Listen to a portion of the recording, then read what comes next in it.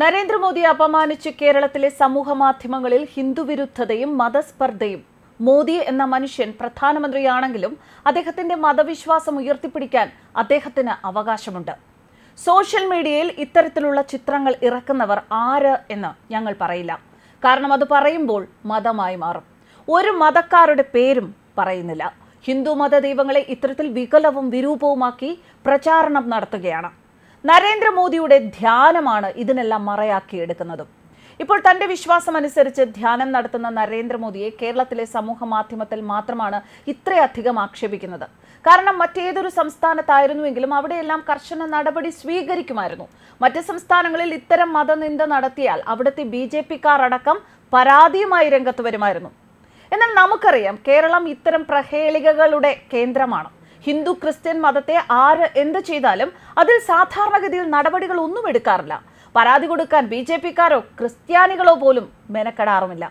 എന്നാൽ ഇസ്ലാമിക തീവ്ര നിലപാടുകാർക്കെതിരെ വിമർശനം നടത്തുന്നവർക്കെതിരെ കേരള പോലീസ് സ്വമേധയാ കേസുകൾ എടുക്കുന്നത് സർവ്വസാധാരണമാണ്. പല കേസുകളും കേരള പോലീസിലെ ഏതെങ്കിലും കോൺസ്റ്റബിൾ ഡ്യൂട്ടിക്കിടെ മൊബൈൽ കണ്ടപ്പോൾ ഇസ്ലാം മതത്തെ പരിഹസിക്കുന്ന വീഡിയോ കണ്ടു എന്നും മതകലഹം ഉണ്ടാക്കാനാണ് എന്നും പറഞ്ഞായിരിക്കും FIR-ൽ എഴുതുക. ഈ ആനുകൂല്യം കേരളത്തിൽ ഇതുപോലെ ഹിന്ദുമതത്തെയും പ്രധാനമന്ത്രിയുടെ മതവിശ്വാസത്തെയും വികലമാക്കുമ്പോൾ പോലീസ് ഇടപെടുന്നില്ല. കേരള പോലീസ് ചില മതങ്ങൾക്ക് വേദന എടുക്കുമ്പോൾ കണ്ണുകൾ അടയ്ക്കുന്നുവെന്നും വിമർശനം. നരേന്ദ്രമോദിയുടെ ധ്യാനവുമായി ബന്ധപ്പെട്ടുള്ള ജനാധിപത്യപരമായ വിമർശനം നടത്താൻ എല്ലാവർക്കും അവകാശമുണ്ട്.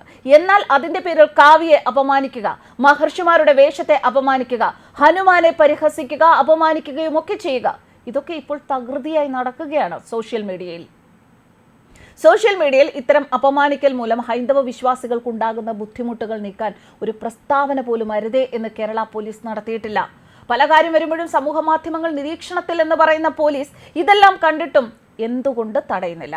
ദേവീദേവന്മാരെ അപമാനിക്കുക, മോദിയുടെ ധ്യാനവുമായി ബന്ധപ്പെട്ട് ശിവനെ അപമാനിച്ച് ട്രോളുകൾ ഇറക്കുക, നരേന്ദ്രമോദിയുടെ തലമാറ്റി വൃത്തികെട്ടതും മറ്റുമായ രൂപങ്ങൾ വയ്ക്കുക, ഹിന്ദുമതത്തിലെ ദൈവങ്ങളായ ദേവീദേവന്മാരെ അപമാനിക്കുക. എന്നാൽ ഇപ്പോൾ സമൂഹ മാധ്യമത്തിൽ ഇതൊക്കെയാണ് തകൃതിയായി നടക്കുന്നത്. നീതിയും നിയമവും നടപ്പാക്കുന്നുവെങ്കിൽ ഹിന്ദു മത ദൈവങ്ങളെ ഇത്തരത്തിൽ വേട്ടയാടി മതനിന്ദ നടത്തുമ്പോൾ കുറ്റക്കാർക്കെതിരെ നടപടിയില്ല.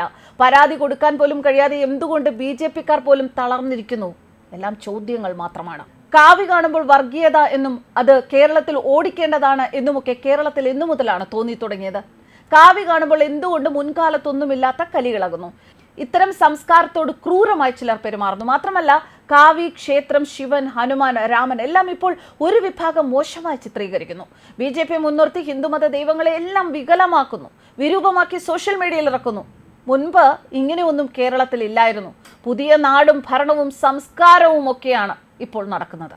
ന്യൂസ് ഡെസ്ക് കർമ്മ ന്യൂസ്.